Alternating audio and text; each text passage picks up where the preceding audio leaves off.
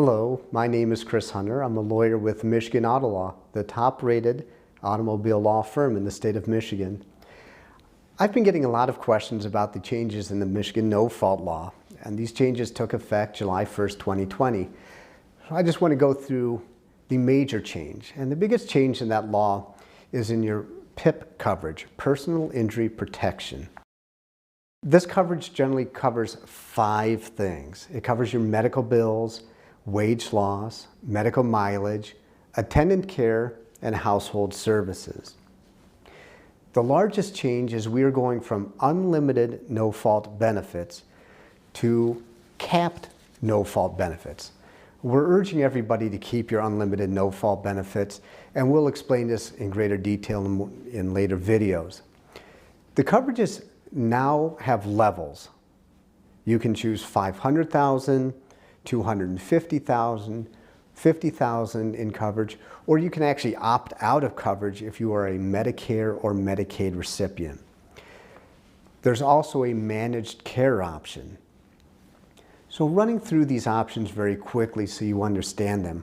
What this means is if you're involved in a crash and you have a capped amount of no-fault, capped PIP coverage, that means once that coverage is gone, exhausted, you no longer have any source of payment, and any payment would come from your pain and suffering claim.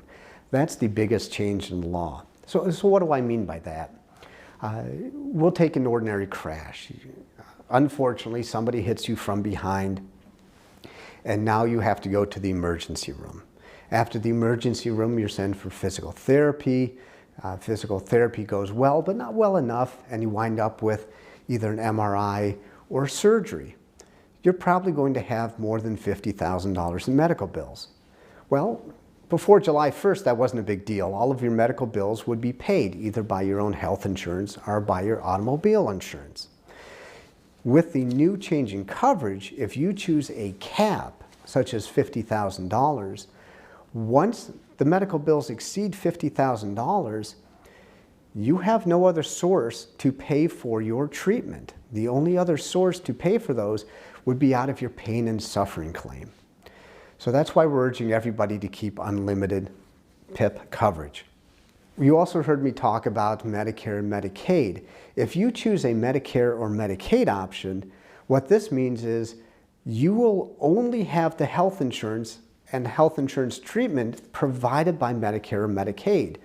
So if your doctors don't take Medicare or Medicaid, you won't be able to see them. If somebody recommends to you a certain physician and you'd really like to see the physician, if they don't take Medicare or Medicaid, you will not have a way to pay for that treatment.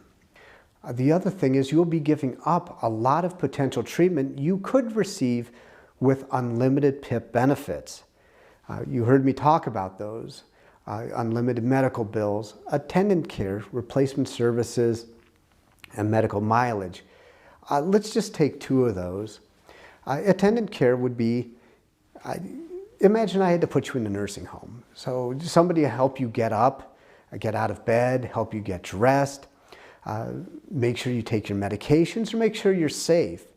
If you have a Medicare or Medicaid plan, that's not a coverage which is provided under those plans, and there's nobody to pay for it.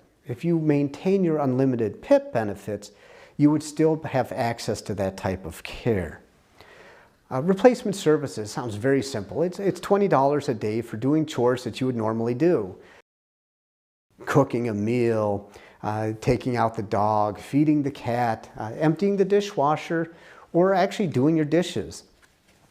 While this sounds pretty simple, you receive $20 a day for up to 3 years. That's over $19,000. And if you opt out of PIP benefits, that's a coverage you will not receive if you only have Medicare or Medicaid. One of the last options is the managed care option. We really don't recommend this at all. So imagine an HMO. We all know how they work. You have a physician who determines basically your gatekeeper. And that doctor says what treatment is good for you, what treatment he or she recommends, any procedures, any types of surgeries. Now imagine, instead of having a doctor making these decisions, and a doctor that you choose, now it's a claims representative, somebody who is probably not a physician, and they're only consulting with physicians that they are paying. That's the managed care option. So we really don't suggest it, we don't recommend it, because you're putting your entire care and your entire health in the hands of somebody you don't know and you haven't chosen. And that just doesn't make sense. So that's a really quick synopsis of the changes. Before July 1st, you had unlimited no-fault coverage. After July 1st, you can now change that from unlimited coverage to a level of coverage, the $500,000, $250,000, or $50,000. We also talked about the opt-out provisions for Medicare and Medicaid, and we really don't recommend those. We recommend that you stay with the same coverages, with unlimited coverage if you can continue to afford it. We'll talk later in other videos about whether you're really saving money by getting rid of your unlimited no-fault benefits. If you have any more questions, please reach out to Michigan Auto Law. We'll put the phone number on the screen for you, and you can certainly contact us directly.